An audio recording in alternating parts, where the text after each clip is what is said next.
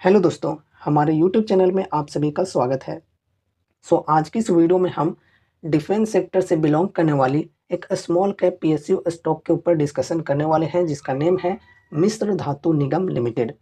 इस कंपनी से रिलेटेड फिलहाल एक न्यूज आ रही है ब्रोकरेज की रेटिंग को लेकर, ब्रोकरेज की टारगेट को लेकर। ब्रोकरेज की तरफ से फिलहाल इस स्टॉक के अंदर बाई की रेटिंग दी जा रही है एंड यहाँ पर नेक्स्ट 6 से 12 महीने में 600 के लेवल की टारगेट दी जा रही है स्टॉक के अंदर।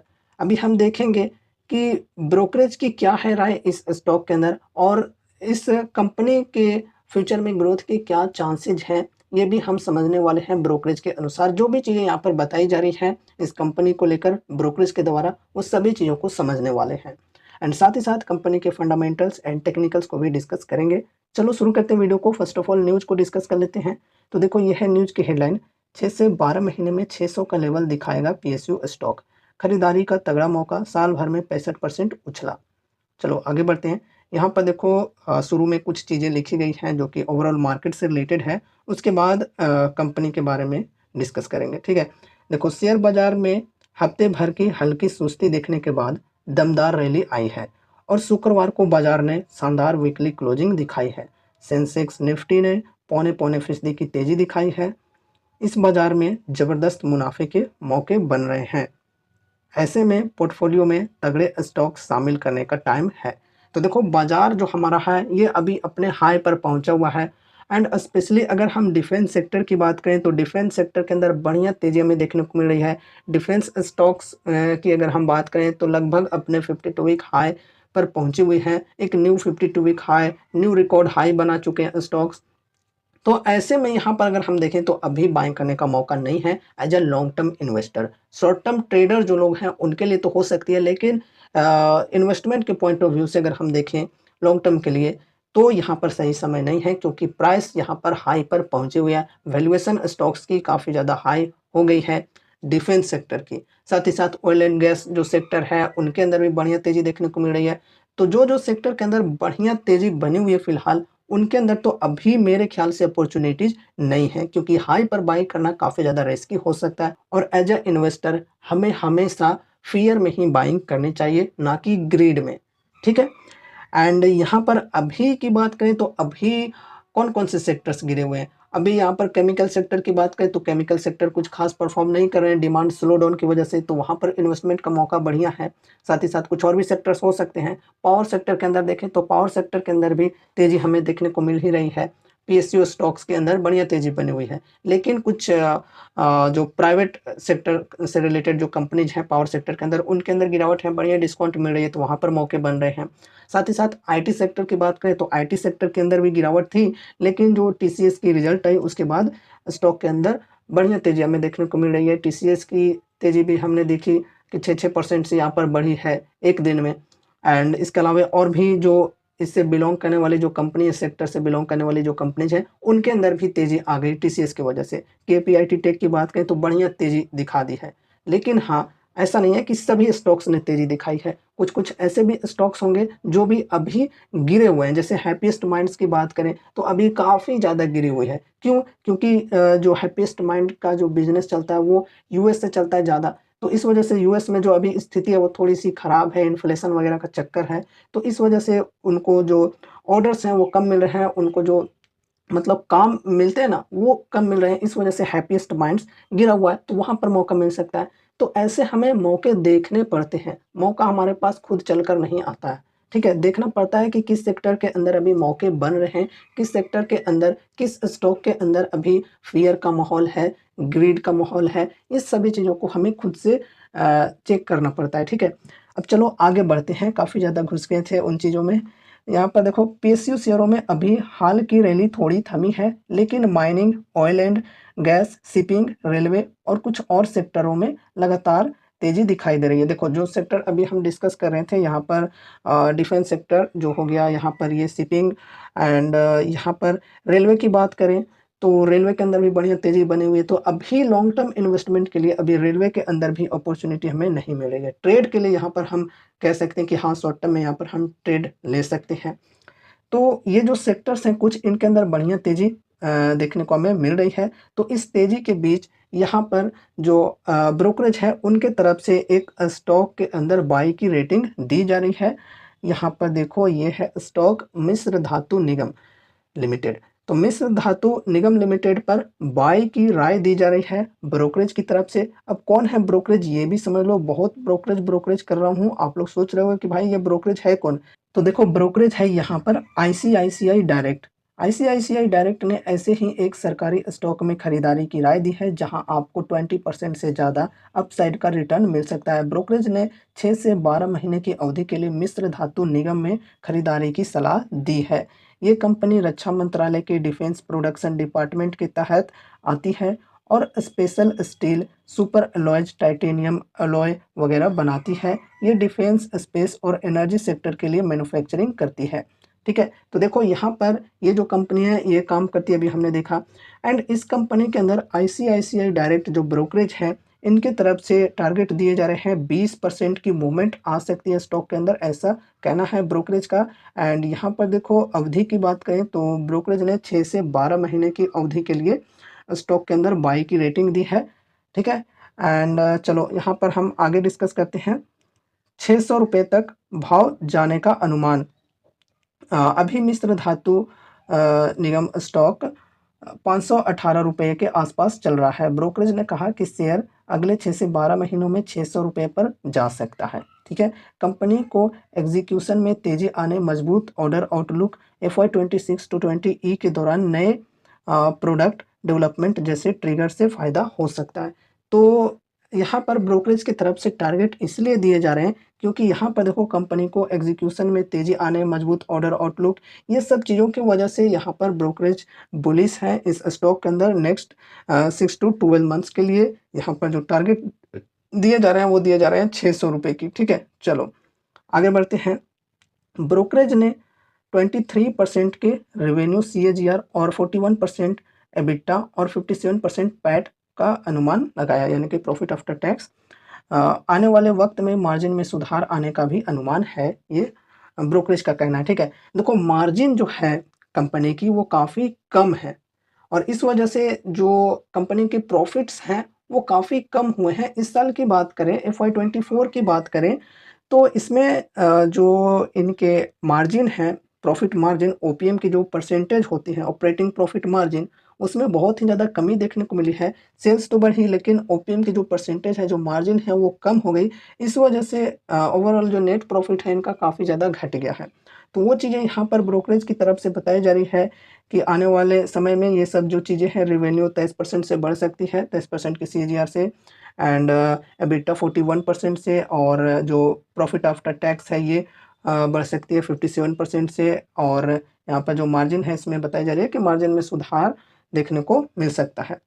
ठीक है, मिश्र धातु निगम शेयर प्राइस हिस्ट्री के ऊपर डिस्कशन कर लेते हैं। देखो ब्रोकरेज के ऊपर तो हमने डिस्कस कर लिया कि ब्रोकरेज की तरफ से क्या अनुमान लगाए जा रहे हैं, क्या टारगेट्स दिए जा रहे हैं, क्या रेटिंग दिए जा रहे हैं। अब देखो प्राइस हिस्ट्री के ऊपर भी थोड़ा सा डिस्कस कर लेते हैं। अगर स्टॉक के प्राइस हिस्ट्री पर नज़र डालें तो ये पिछले 5 दिनों में 1.73% चढ़ा है, 1 महीने में 19.32%, 6 महीने में 29.63% की तेज़ी आई है। वहीं पिछले 1 साल में ये सरकारी शेयर 63.24% का रिटर्न दे चुका है। ठीक है, ये है प्राइस हिस्ट्री। अब चलो हम कंपनी के फंडामेंटल्स के ऊपर थोड़ा सा डिस्कस कर लेते हैं।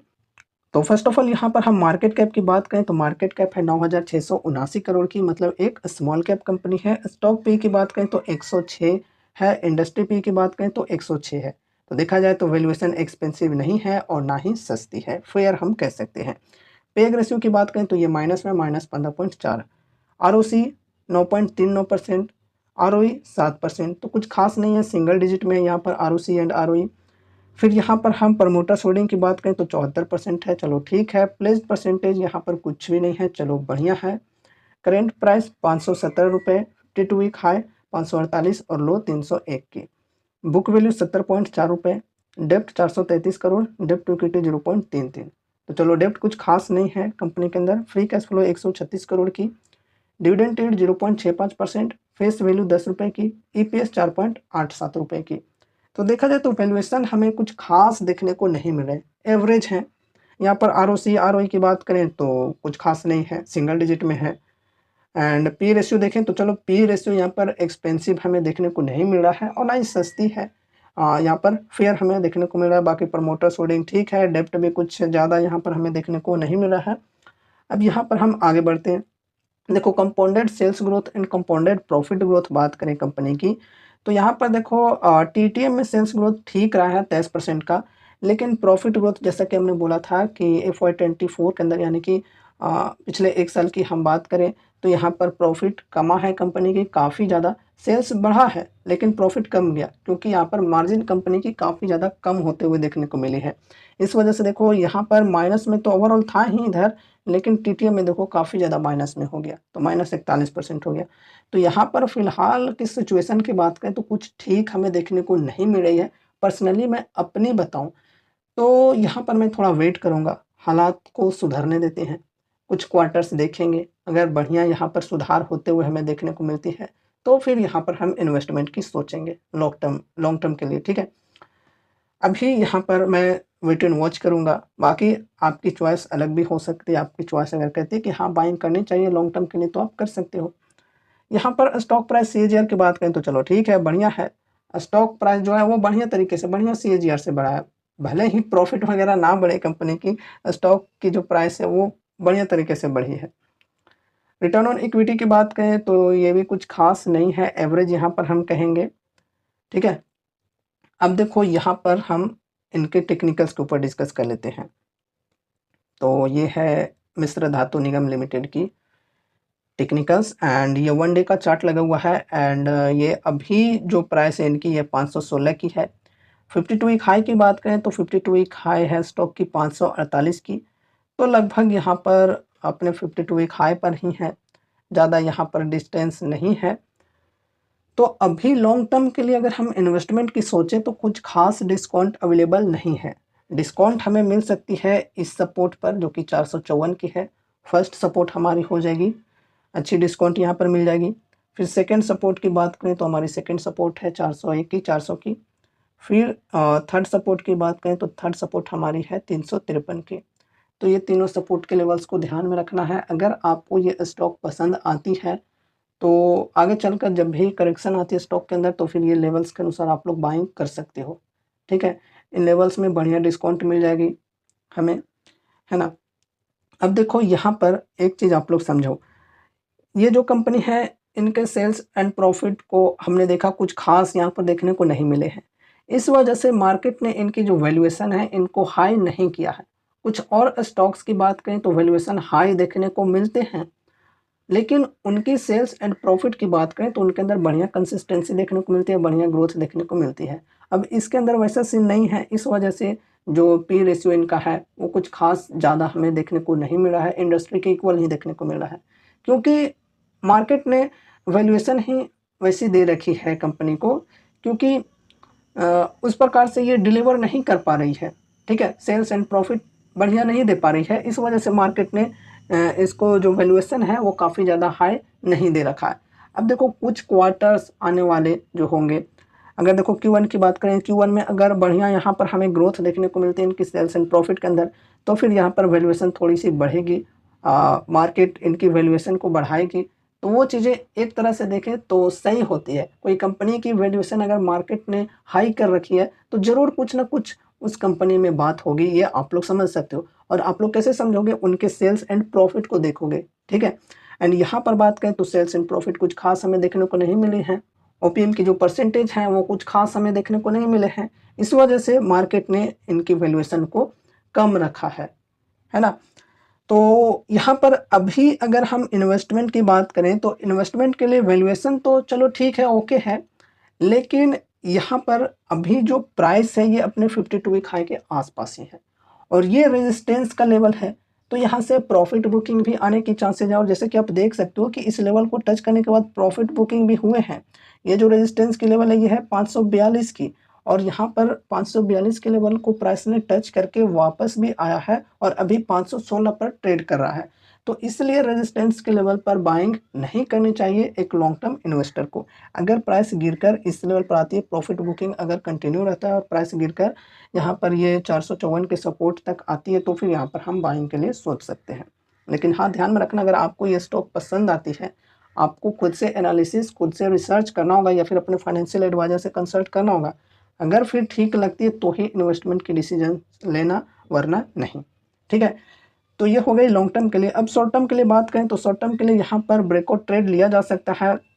अगर यहाँ पर जो 52 वीक हाई की लेवल है 548 की, तो 548 का जो लेवल है उसको ब्रेकआउट मिलता है बढ़िया वॉल्यूम के साथ, तो फिर यहाँ पर ब्रेकआउट ट्रेड लिया जा सकता है स्टॉक के अंदर। ठीक है, जैसा कि यहाँ पर ब्रोकरेज की तरफ से भी कहा गया है कि आने वाले समय में, आने वाले टाइम में 6 से 12 मंथ्स के अंदर यहाँ पर हमें देखने को मिलेगा ये जो प्राइस है ये 600 लेवल को टच कर सकती है। तो देखो 600 लेवल टच करना उतना भारी बात नहीं है स्टॉक को, और यहाँ पर टाइम पीरियड भी दी गई है 6 से 12 मंथ, तो यहाँ पर टच करने के चांसेज हैं, बशर्ते कंपनी के जो रिजल्ट्स हैं वो बढ़िया आने चाहिए। जो Q1 की रिजल्ट आती है बढ़िया, तो फिर इजीली ये 600 के लेवल को टच कर सकती है।